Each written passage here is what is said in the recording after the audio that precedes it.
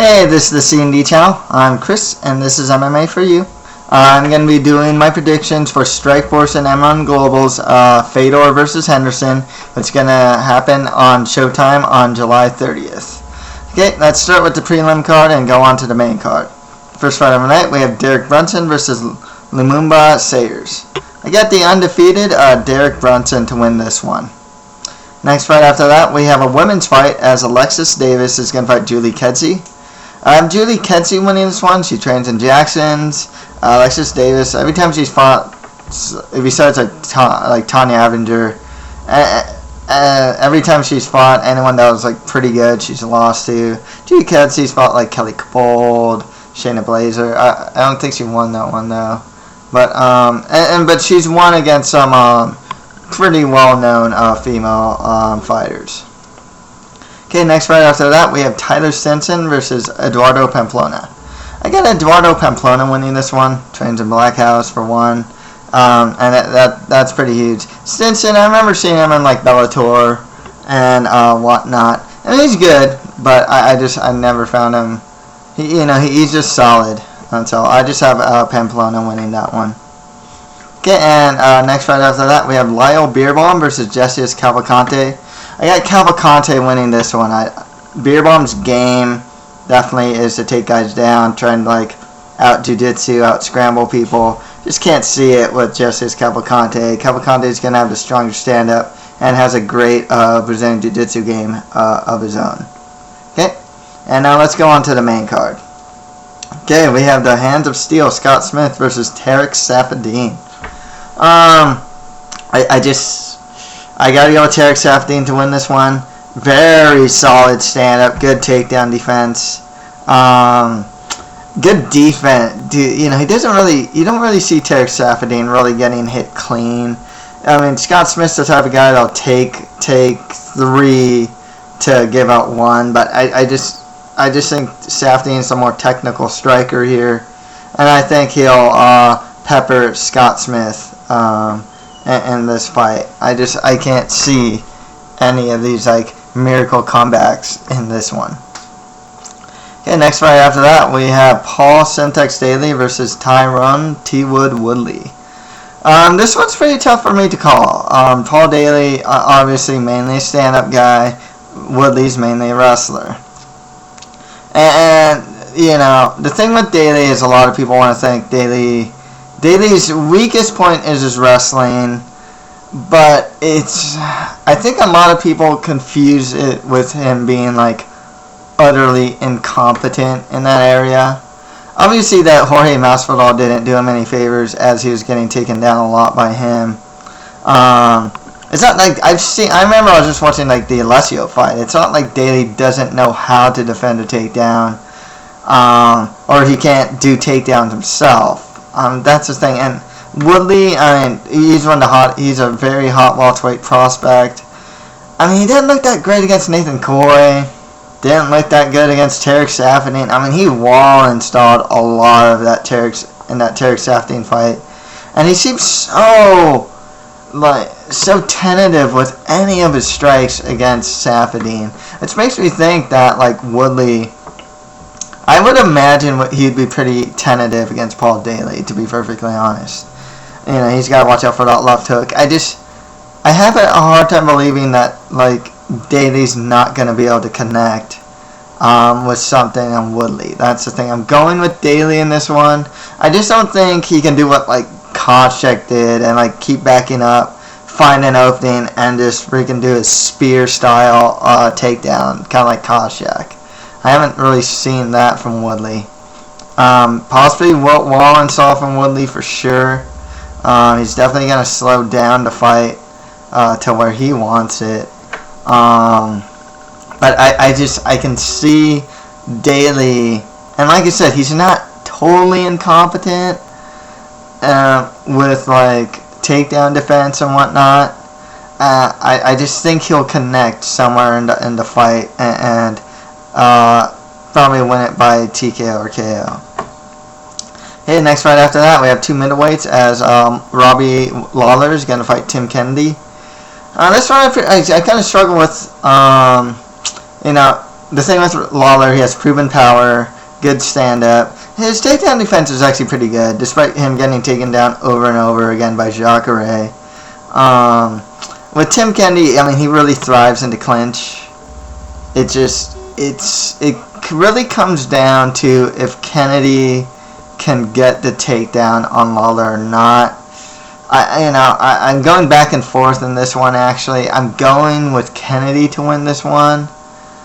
But, part of me says Lawler as well. It's not something... I think Kennedy will be able to get the takedown on Lawler. And Lawler could prove me wrong. He's solid. He's experienced. He's fought a lot of good guys. He's not someone you want to totally discount. He did get outstruck by Babalu, so that does get me a little worried. Even though it's at 195. But yeah, I'm gonna go with Kennedy. I think he'll be able to initiate the clinch, and I think he'll be able to get those takedowns. I gotta wonder if Kennedy's gonna stand with him for very long or not. It's not like Kennedy is like incompetent in the stand-up or anything. It's just Lawler definitely has the proven power, and Kennedy, I can imagine Kennedy would want to avoid that. He did, Kennedy did try to avoid the stand-up as much as possible against Manuf, and I can just imagine he'll do that to Lawler. So this fight I'm going kind of back and forth with as well, but yeah, I'm going to go with Tim Kennedy. Okay, and for the 135 women's welterweight title, we have champion Marloes Coenen versus Miesha Tate. I'm going with Coenen here simply because I don't feel that Tate in 5 rounds will be able to finish this fight. And also Tate's coming off a very long layoff. Those factors are why I'm going with Coenen. One thing with Coenen, though, we saw against like Cindy Dandles, against Sarah Kaufman even, and Liz Carmouche, is that she really allows herself to get bullied, especially when she's clinched and pushed against the cage. I don't know if it's something with the weight cut. Coenen's never really come off to me as like super like someone that really does bully people. She has length. I think she has the better stand-up than Tate, and I'm still struggling to see if Coenen will be able to work off her back and get a submission on Tate, who's actually pretty submission savvy herself. That's why but the thing is, since they're both submission savvy, I can't see Tate getting the submission or finish on Coenen as well. So it's especially after 5 rounds. The thing with Tate is like the only way I can see her win is like takedown and top control. Coenen, I don't know if she'll get the finish per se. Maybe a TKO or maybe a submission. But the problem is, like I said, with the submission thing, unless she like takes her back or something, I do have a hard time seeing Coenen getting a submission from her back on Tate. So this one's pretty hard for me to call as well, but I am going with Coenen, superior stand-up, and she does work good off her back, which will always keep Tate worried. I kind of hope that Coenen's got like working on sweeping or getting back up instead of submitting from her back and instead of like just attacking from her back. I do feel that Tate's gonna get the takedowns in this fight though, and that's the thing. So Tate could win this one. So I'm going back and forth on this fight as well, but I do have Coenen to win this one. And finally, we have in a heavyweight non-title fight, we have Fedor Emelianenko versus Dan Henderson. This one's really tough for me to call as well.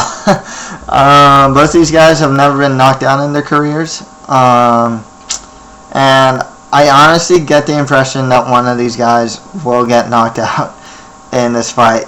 Either Henderson's going to get that right hand on Emelianenko, or Fedor's going to, throw one of his haymakers and connect with Dan Henderson.